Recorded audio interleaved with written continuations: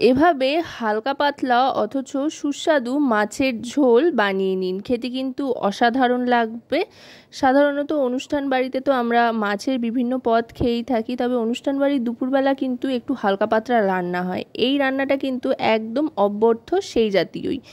বাড়িতে কিন্তু যে কোনো সময় খুব কম উপকরণ দিয়ে বানিয়ে নিতে পারবেন। এর জন্য প্রথমেই কালো সর্ষে নিয়ে নিলাম 1 চামচ, আর সাদা তিল 2 চামচ, এটা বেটে নিতে হবে।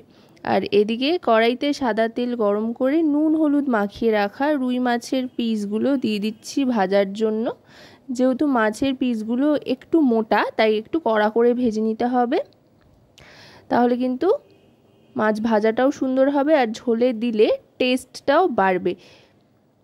মাছটা এপিট ওপিট করে ভালো করে কড়া করে ভেজে নিচ্ছি। মাছগুলো কিন্তু ভাজা হয়ে গিয়েছে, এবার তুলে নেব।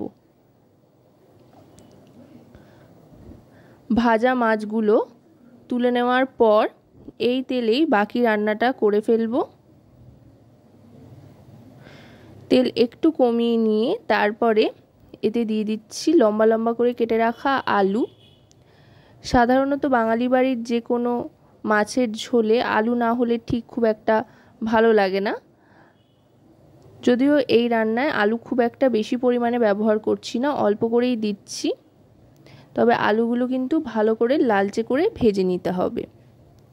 আলুগুলোও দেখুন ভাজা হয়ে গিয়েছে, এবার আলুগুলো তুলে নেব।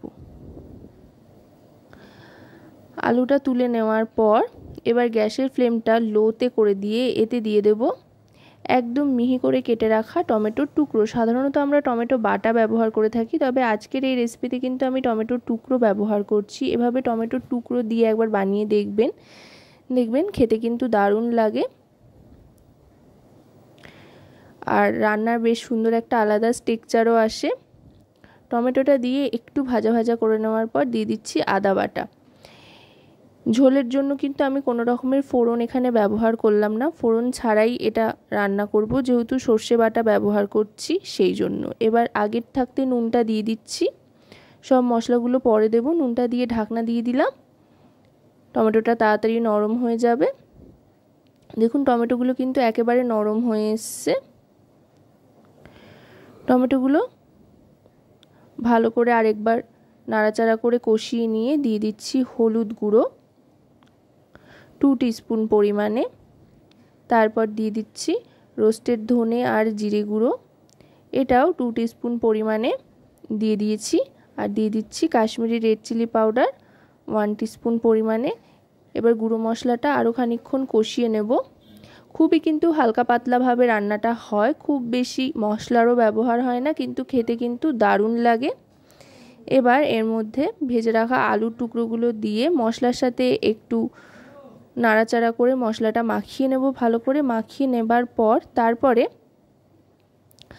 আলুটা সেদ্ধর জন্য জল দিয়ে দিচ্ছি।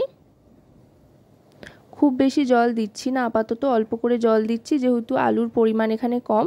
বেশি জল দিলে অনেকটা সময় লাগবে, তাই অল্প করে জল দিয়ে ঢাকনা চাপা দিয়ে দেব আলুগুলো সেদ্ধর জন্য। এবার ঢাকনা চাপা দিয়ে গ্যাসের ফ্লেমটা লোতে রাখতে হবে। মোটামুটি 2 থেকে 3 মিনিট মতো অপেক্ষা করতে হবে। তারপর ঢাকনাটা সরিয়ে নিয়েছি। দেখুন আলুগুলো কিন্তু খুব সুন্দরভাবে সেদ্ধ হয়ে গিয়েছে, আর তেলও ছেড়ে এসছে মশলার থেকে। এবার যেই সর্ষে আর তিল বাটাটা রেখেছিলাম সেটা দিয়ে দিচ্ছি। সর্ষের ঝাঁজ আর তিলের যে একটা ঠান্ডা ব্যাপার রয়েছে, দুটো মিলেমিশে কিন্তু এটা খেতে অসাধারণ লাগবে। আর এই গরমে সর্ষে বাটায় যে একটা সমস্যা হয় সেটাও হবে না, যেহেতু তিল দিয়ে দিয়েছি, তাই সর্ষের স্বাদ উপভোগ করা যাবে। শরীর স্বাস্থ্য নিয়েও খুব একটা চিন্তা করার কারণ নেই। এবার ভালো করে এই মশলাটা কষিয়ে নেব। সর্ষে আর তিলের কাঁচা গন্ধটা চলে যাওয়া পর্যন্ত মশলাটাকে কষিয়ে নিতে হবে লো ফ্লেমে। যখন এরকম সুন্দর একটা টেক্সচার চলে আসবে তখন বেশ খানিকটা পরিমাণে জল দিয়ে দেবো। যেহেতু পাতলা ঝোল বানাচ্ছি তাই আমি জলটা এখানে বেশি করে দিচ্ছি। আপনারা যদি গা মাখা মাখা করে বানাতে চান তো জলের পরিমাণটা কম দিতে পারেন। কতটা ঝোল বানাবেন তার উপরে নির্ভর করেই কিন্তু জলটা ব্যবহার করতে হবে। আর এটা কিন্তু অবশ্যই ঈষৎ উষ্ণ গরম জল ব্যবহার করলে বেশি ভালো হয়। জলটা দিয়ে গ্যাসের ফ্লেমটা বাড়িয়ে দেব, আর কয়েকটা চেরা কাঁচা লঙ্কা দিয়ে দিচ্ছি। এতে করে কাঁচা লঙ্কা সুন্দর একটা ফ্লেভার এর মধ্যে চলে যাবে। আর ভাতের সাথে মেখে খেতেও কিন্তু এগুলো দারুণ লাগে। দেখুন ঝোলটা কিন্তু ফুটে উঠেছে। ঝোলটা এরম যখন টকবক করে ফুটে আসতে আরম্ভ করবে তখন ভেজে রাখা মাছের টুকরোগুলো এক এক করে এর মধ্যে ছেড়ে দেবো। মাছ ভাজাগুলো ছেড়ে দিয়ে আলতো হাতে একটু নাড়াচাড়া করে দিতে হবে। খুব বেশি ফোটানোরও দরকার নেই আর খুব বেশি নাড়াচাড়াও করতে হবে না। বেশি ফোটালে কিন্তু মাছগুলো ভেঙে যেতে পারে বা নরম হয়ে যেতে পারে, যেটা কিন্তু খুব একটা ভালো লাগবে না। তাই মাছগুলো ঝোলের মধ্যে রেখে দিলেই চলবে, খুব বেশি ফোটানোর দরকার নেই। এবার সব শেষে ওপর থেকে 2 চামচ মতো সর্ষের তেল দিয়ে দেব, যাতে ঝাঁঝটা বেশ ছড়ায়।